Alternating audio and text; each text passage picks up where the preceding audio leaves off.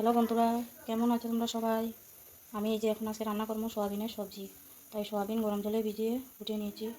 এখন এটা সোয়াবিনটা গ্রাইন্ডারে দিয়ে পেস্ট করব, করে বড়া বানাবো, ডালের বড়ার মতো বড়া বানিয়ে ফুলকপি, আলু, মটরশুঁটি, আদা, কাঁচা লঙ্কা সব কিছু দিয়ে একটা সবজি বানাবো।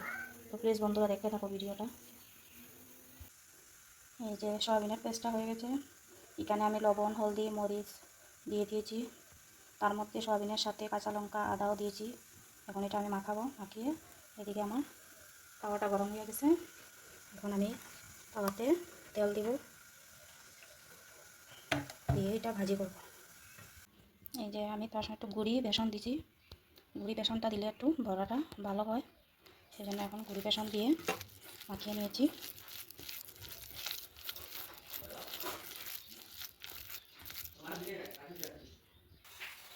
এই যে বড়াগুলো এইভাবে ভেজে নিচ্ছি।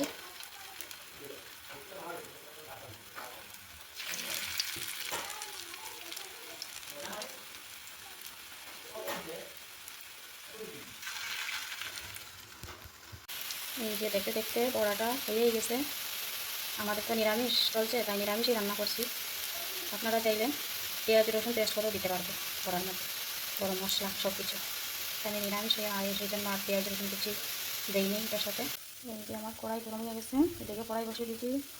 এখন আমি এখানে কাঁচা লঙ্কা না সরি শুকনো লঙ্কা, তেজপাতা সম্পাসে দিব, পাঁচফোড়ন দিয়ে ফুলকপি, আলু সম্বাস দিয়ে দিব, দিয়ে একসঙ্গে অল্প ভাজা করে তারপরে মশলা দিয়ে সাজিয়ে নেব।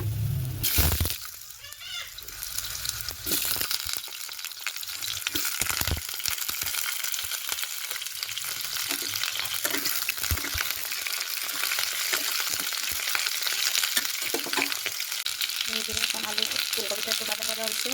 এখন আমি হলদি মরিচ জিরা সব কিছু দিব, দিয়ে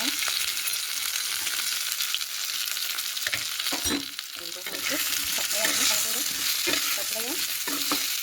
সাপ্লাই তারপরে জল দেবেন।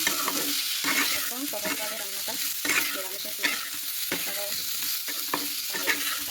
চেষ্টা করতে পারেন। খুবই সহজ রান্নাটা, কিন্তু খেতেও খুব টেস্টি হয়। এই যে ভালো করে সাপ্লাই করে রাখবো। এখন আমি মটর দিয়ে দিচ্ছি। এখন আমি দই দিয়ে দিই।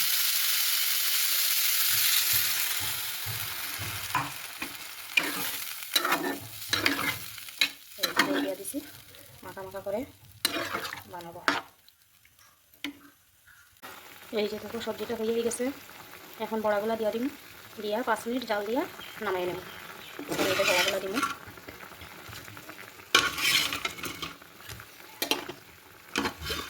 এই যে বড়াগুলো দিব।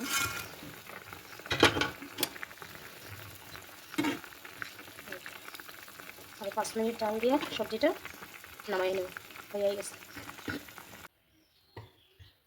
এই যে দেখো সবজিটা হয়ে গেছে, আমি নামাইয়া নিচ্ছি, গ্যাস অফ করে দিচ্ছি।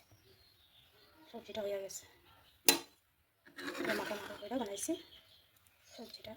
কালারটা কি সুন্দর আছে, বলবা সবজির কালারটা কেমন আছে।